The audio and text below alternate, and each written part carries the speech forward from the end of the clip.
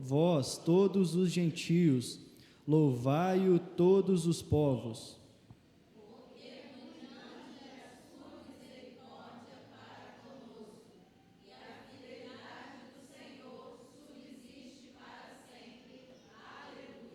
Amém. Oremos mais uma vez. Bendito Deus, nós rogamos ao Senhor, ó Pai, que o Senhor fale aos nossos corações agora nesse momento de estudo. A Tua palavra foi lida e agora o desejo do nosso coração é que ela seja exposta com fidelidade, ó Deus. Por isso, use o Teu servo, ó Deus, para que o Senhor fale ao coração dos irmãos aquilo que o Senhor falou para ele, ó Deus. Que o Senhor seja em tudo glorificado em nós, glorificado por meio da Tua igreja. Se nós oramos em nome de Cristo Jesus. Amém. Você pode assentar-se. Você já parou para pensar de modo sincero o motivo no qual Deus te criou? O motivo a qual Deus te sustenta durante toda a sua vida, durante o seu dia? Nós muitas vezes temos o dia a dia corrido, né? Você já parou para pensar o porquê que Deus te sustenta, o modo a qual Deus te sustenta e o fim disso? Muitas vezes nós já acordamos fazendo um monte de coisa, né? A gente olha para o lado e faz o quê? Pega o celular, a gente já pensa em como vai ser o nosso dia, a gente já faz um cronograma do nosso dia todo, ou a gente já fica imaginando o horário do ônibus, se a gente acordou mais tarde para pegar o ônibus, se a gente acordou cedo demais. E aí muitas vezes nós nos esquecemos de algumas coisas que são base da nossa vida, ou que pelo menos deveria ser. Que a despeito disso, nós podemos colocar a oração, por exemplo. Muitas vezes, por conta do nosso dia a dia corrido, nós esquecemos de fazer atividades simples, mas que glorificam a Deus, como por exemplo a nossa devocional.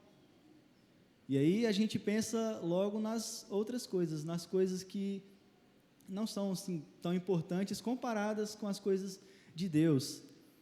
Só que nós sequer paramos para pensar que todas essas coisas que nós fazemos, seja a nossa oração pela manhã, seja a nossa devocional, ou até mesmo ir para o trabalho de ônibus, ou você conversar com alguma pessoa, isso é um ato de louvor a Deus, isso é um ato de adoração a Deus.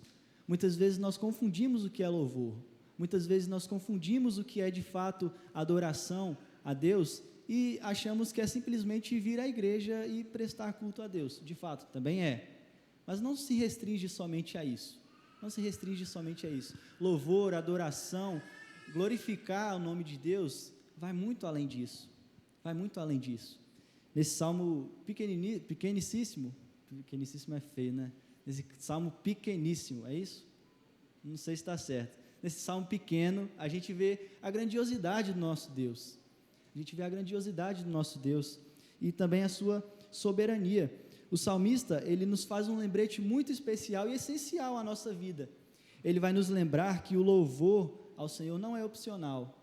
O louvor a Deus não é opcional, ele é primazia na vida cristã. Ele deve ser um ato primário nas nossas vidas.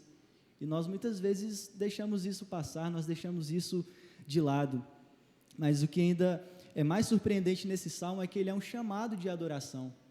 É que ele é um chamado ao povo de Deus a louvar o seu santo nome, a engrandecer o seu santo nome.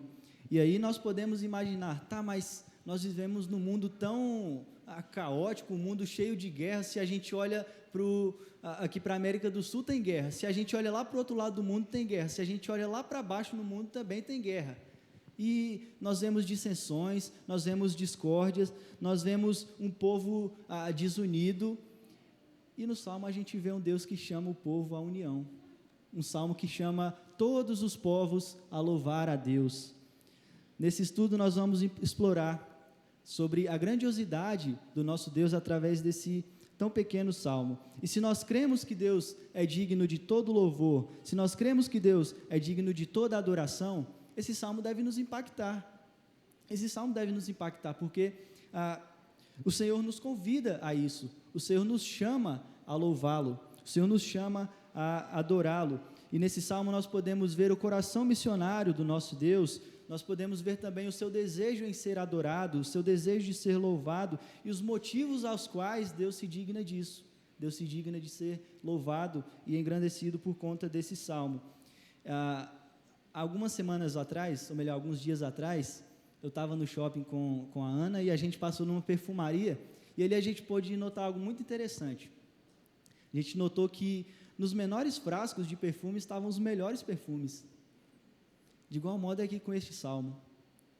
No salmo tão pequeno nós vemos a grandiosidade do Senhor, nós vemos a onipotência e a onipresença desse Deus que deseja ser adorado por todos os povos e por todas as nações. E é isso que eu proponho aos irmãos nessa noite para nós meditarmos. Obedeçamos ao chamado de louvor a Deus. Obedeçamos ao chamado de louvor a Deus. Mas afinal, por que eu devo obedecer ao chamado de louvor a Deus? E aí o Salmo vai nos apresentar duas lições muito importantes. A primeira lição é porque é o próprio Deus quem nos convida a adorá-lo. Nós vemos isso no verso 1. Louvai ao Senhor, vós todos os gentios, louvai-o todos os povos. E aí eu estava me lembrando de um conselho que eu recebi nos meus 15 anos. Aí eu lembro que eu estava sentado nesse banco aqui, eu e mais duas pessoas, e a gente estava conversando bastante numa EBD. E a EBD acontecendo e a gente aqui no início do banco aqui, conversando até um pouquinho alto. Aí chega um irmão, presbítero, senta do nosso lado, vocês estão falando alto demais, EBD é momento de culto, EBD é momento de louvor a Deus, tem que ter reverência, tem que ter decência. E aí eu aprendi que no momento de culto, ou melhor, em toda a minha vida, mas no momento de culto, principalmente, tenho que ser reverente, eu tenho que prestar um culto agradável ao Senhor, e aquilo ali me marcou demais, e me mostra hoje o modo como nós tratamos o culto.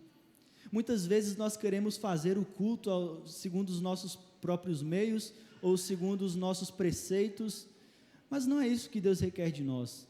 Se Deus nos chama à adoração, é Ele quem nos diz o modo a qual nós o adoraremos.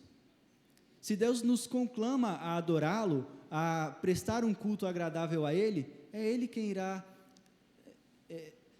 irá nos dizer como Ele quer ser adorado, e não segundo os nossos próprios meios, não segundo as nossas vontades, mas segundo a vontade de Deus, segundo aquilo que Ele estabeleceu na sua palavra.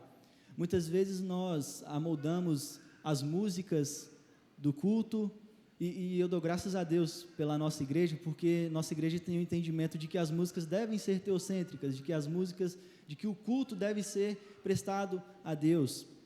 Mas se nós olharmos por aí, muitas igrejas têm um entendimento errado e acabam prestando um culto que mais se assemelha ao culto ao homem do que o culto a Deus. E o salmista vai nos dizer: louvai ao Senhor. Ele nos mostra que a centralidade da adoração está tão somente em Deus, está unicamente em Deus. Ao dizer isto, o salmista nos mostra que o sujeito da adoração é o próprio Deus. É o próprio Deus, não está centralizada no homem. Há um tempo atrás surgiu um rapaz pela internet que ele estava pregando uma heresia terrível. Ele falava que do coração de Deus nós éramos o centro.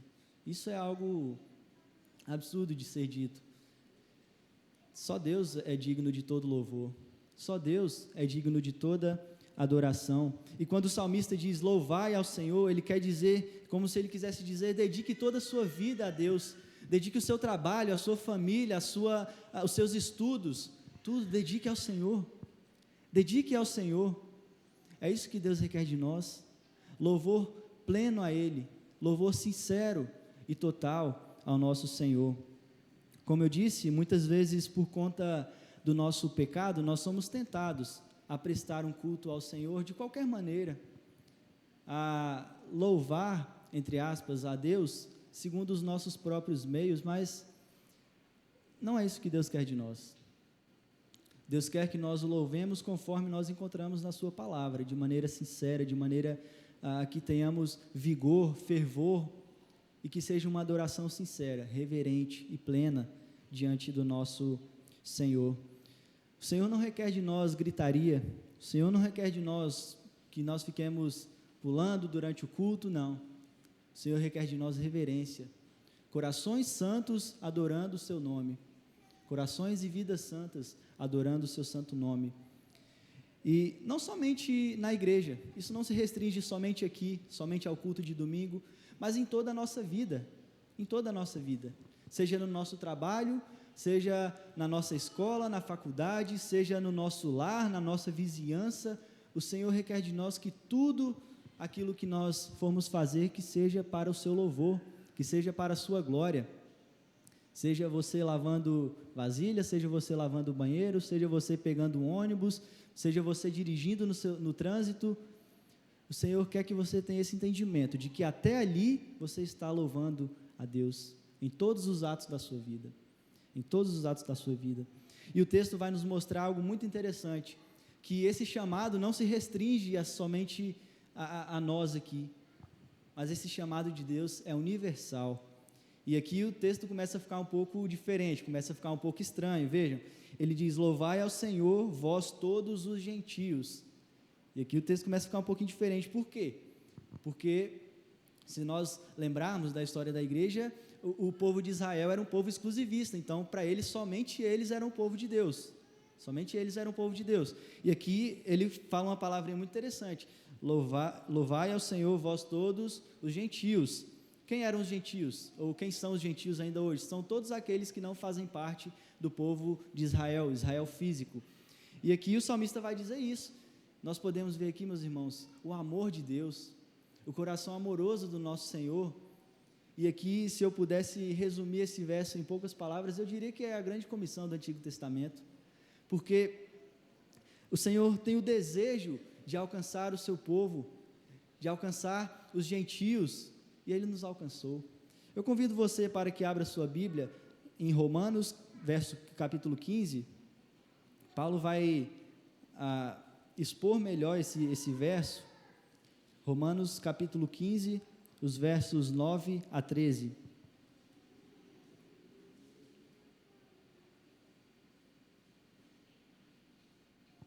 Deixa eu escolher alguém aqui que tem uma voz bem potente para ler para a gente. Camila, você lê para a gente? Peguei no pulo do gato.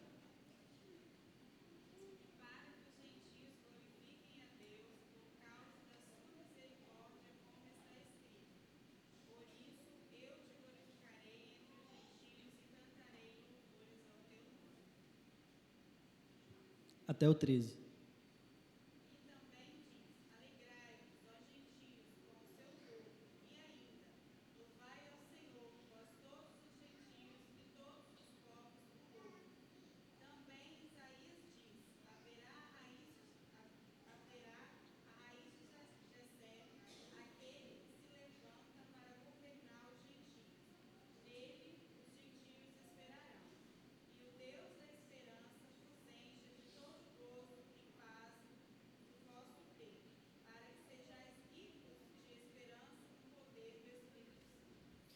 No verso 11, ele repete o que o salmista vai dizer no verso 1, e no verso 13 ele diz: o Deus da esperança vos enche de todo gozo e paz no vosso crer, para que sejais ricos de esperança no poder do Espírito Santo. Isso é maravilhoso, meus irmãos, ver que o Senhor nos alcança, ver que o Senhor vai até o seu povo, ver que o Senhor chama o seu povo a louvá-lo.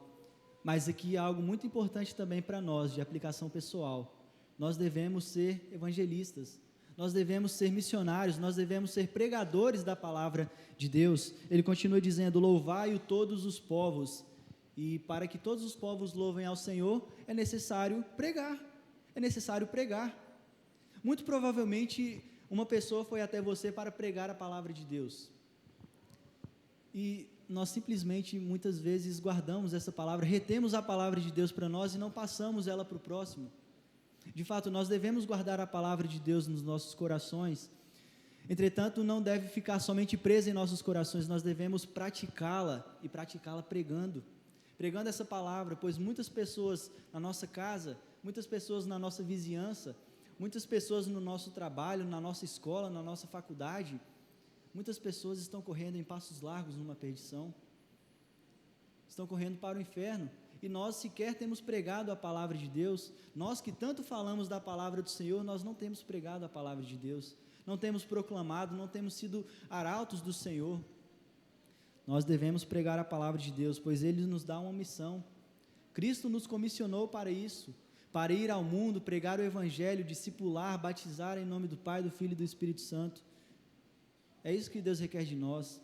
É isso que o Senhor Jesus nos conclama a fazer e nos comissiona a fazer, pregar a palavra de Deus, seja na nossa rua ou seja do outro lado do mundo. Nós devemos ser missionários de Deus. De nada adianta nós termos diversas bandeiras aqui, de nada adianta nós contribuirmos, de nada adianta nós orarmos pelos missionários se nós não pregamos a palavra para o nosso vizinho, se nós não pregamos a palavra para aquela pessoa que está ali no ônibus. Nós devemos ser missionários de Deus, pregar a palavra de Deus em toda situação, em toda circunstância, em qualquer local. Devemos ser arautos do Senhor. Meus irmãos, não sejamos egoístas, não retenhamos a palavra de Deus somente para nós, preguemos com vigor a palavra do Senhor, louvemos e tenhamos o entendimento de que em todos os atos da nossa vida Deus é glorificado, em todos os atos da nossa vida Deus é glorificado, e tenha esse entendimento que você será um empregado melhor, você será um marido melhor, você será uma esposa melhor, em todos os atos da sua vida, em todas as coisas da sua vida. Como está a nossa vida de adoração ao Senhor? Nós temos prestado um culto sincero, um culto verdadeiro, um culto reverente ao Senhor? Nós estamos sendo proclamadores da palavra de Deus? Nós temos pregado a palavra do Senhor? Nós devemos rever essas coisas na nossa vida. Nós devemos rever, pois o Senhor nos convida à adoração. O Senhor nos convida à adoração e Ele também nos mostra quem Ele de fato é. E essa é a segunda verdade que o texto nos mostra, que nós devemos atender ao chamado de adoração a Deus pelo fato de quem Ele é, verso 2, porque muito grande é a sua misericórdia para conosco, e a fidelidade do Senhor subsiste para sempre, aleluia. Nós vimos anteriormente que nós devemos dedicar toda a nossa vida a Deus, e agora Ele vai nos mostrar o porquê que nós devemos fazer isso, pelo fato de Deus ser misericordioso e fiel, e aqui eu queria abrir um parêntese para destacar algo muito interessante. A poesia hebraica tem uma coisa chamada paralelismo. Nós estudamos isso, cadê os jovens? Nós estudamos isso quando nós estávamos estudando o Antigo Testamento, então os jovens têm que se lembrar disso, tá? Mas o que é paralelismo? Paralelismo é quando a segunda ideia do texto remete ou reflete a primeira ideia do texto. Vejam, o salmista vai dizer, porque muito grande é a sua misericórdia para conosco, e a fidelidade do Senhor subsiste para sempre. Então, ele repete aqui a ideia, mas por que ele repete a ideia? Ele remete a uma coisa aqui, a fidelidade do Senhor subsiste para sempre, e na primeira parte ele diz, porque muito grande é a sua misericórdia para conosco. Ele faz isso para apontar para algo específico, que são os atributos de Deus, o atributo da misericórdia e o atributo da fidelidade de Deus. Isso é o que nós chamamos de paralelismo. Então, agora você já sabe o que é paralelismo, né? Nos Salmos você pode encontrar muito isso. Quando você estiver lendo os Salmos, você vai agora falar assim, não, isso aqui é um paralelismo. Então, aqui nós podemos notar dois atributos de Deus, que são a misericórdia e a sua fidelidade. A nossa língua, infelizmente, não nos dá a tradução muito correta do que é misericórdia, e nós passamos a ter um entendimento um pouco equivocado. Muitas vezes nós entendemos misericórdia como o quê? Misericórdia como simplesmente ver o outro ali no canto, como um coitado, uma pessoa que nós devemos ter dó dela. Mas, quando a Bíblia fala sobre misericórdia, não é isso que nós devemos entender. Reverendo Mateus Inácio, pastor da Igreja Presbiteriana Redenção, lá em Brasília, ele diz o seguinte: a palavra misericórdia não diz respeito a simplesmente ter dó ou ver o outro como um coitado, mas ela diz respeito ao amor pactual de Deus. O fato de que Deus é relacional em seus atributos para conosco, de que Ele não apenas é grande, poderoso, infinito, onipresente, onisciente, mas de que Ele é acessível a todos nós, e de que Ele se relaciona conosco.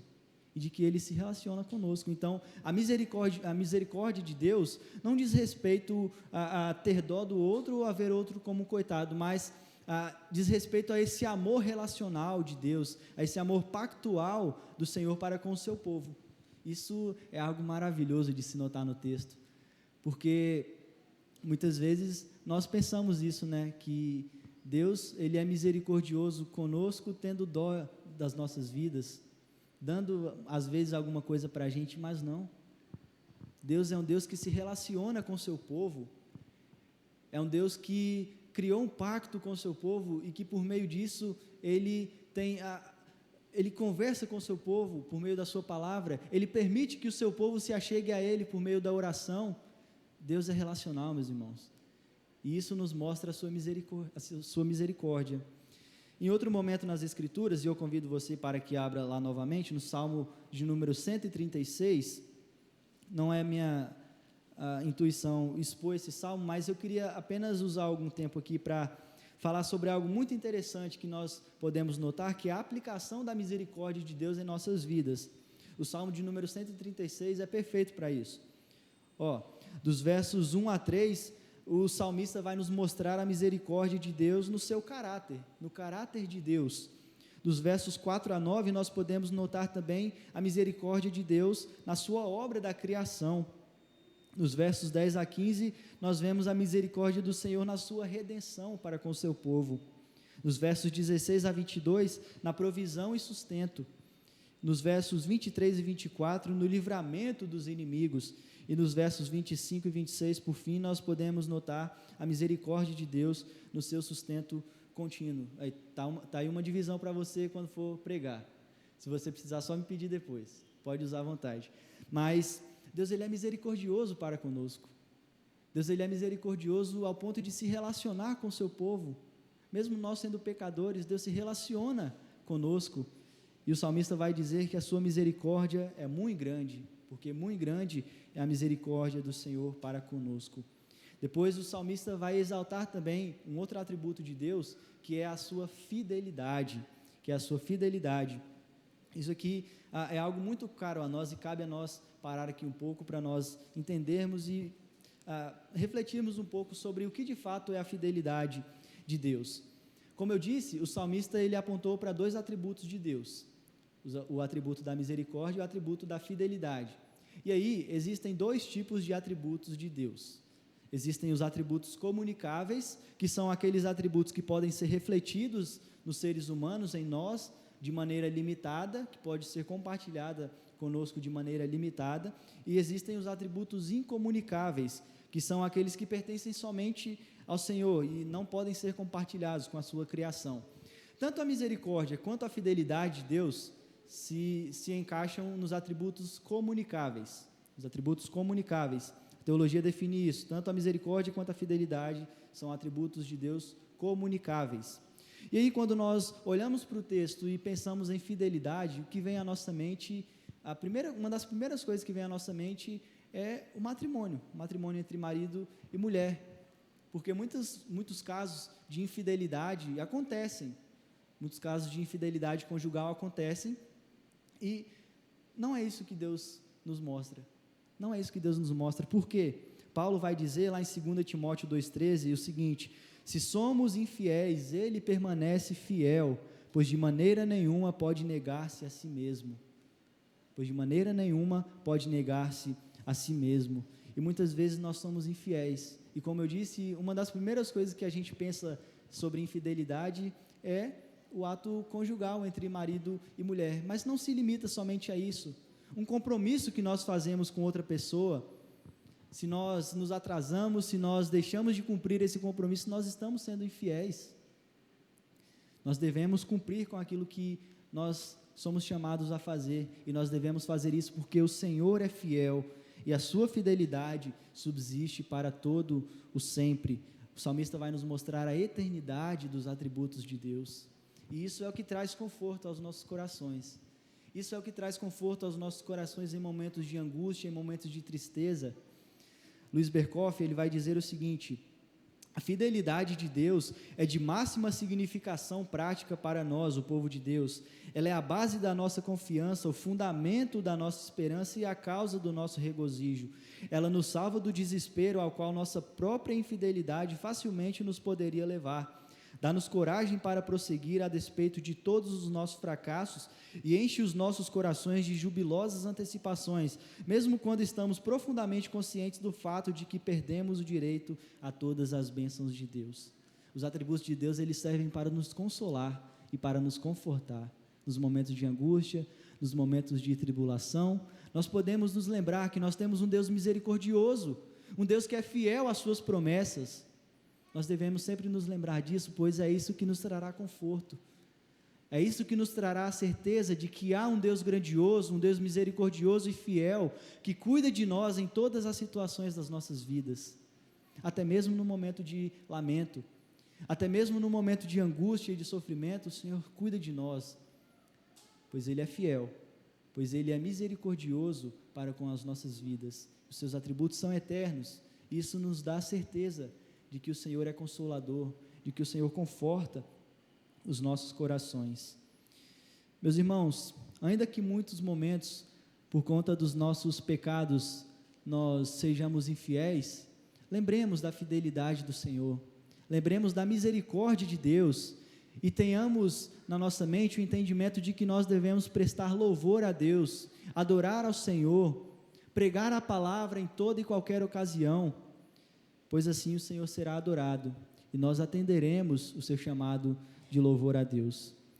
Tenhamos a cada instante o desejo sincero e verdadeiro de louvar ao Senhor.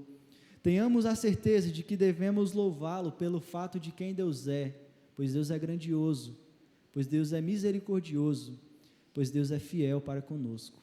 Que o Senhor assim nos abençoe, que o Senhor aplique a sua palavra aos nossos corações e que Ele nos ajude a cada dia a pregar a sua palavra de maneira fiel, de maneira verdadeira, de maneira honesta, e que Ele nos ajude a entender que nós podemos louvá-lo em todos os atos da nossa vida, tendo a certeza de que o Senhor Deus, Ele é misericordioso, Ele é fiel para conosco. Oremos mais uma vez. Bendito Deus, agradecemos ao Senhor, ó Pai, pela Tua palavra, agradecemos ao Senhor porque o Senhor é grandioso, porque o Senhor, ó Deus, apesar de nós pecadores, nos chama à adoração, nos chama a louvar ao Seu santo nome. O Senhor nos dá o privilégio, ó Deus, de sermos embaixadores do Senhor aqui, de sermos arautos da Sua palavra, de sermos, ó Deus, pregadores da Sua palavra, de sermos missionários do Senhor aqui, ó Deus. Ó Deus, muito obrigado por isso, ó Pai, porque apesar de nós, apesar da nossa pequenez, o Senhor, ó Deus, nos mostra a Sua grandiosidade por meio da Sua palavra. O Senhor nos mostra, ó Deus, os Teus santos atributos, a Tua misericórdia, ó Deus, que se renova a cada manhã. O Senhor nos mostra a Sua fidelidade, mesmo nós muitas vezes sendo infiéis. Graças Te damos, ó Deus, graças Te rendemos, porque o Senhor é grandioso, porque o Senhor é misericordioso e porque o Senhor é fiel para com a Sua palavra, Deus. Assim nós Te bendizemos, assim nós oramos e agradecemos ao Senhor por mediação de Cristo Jesus. Amém.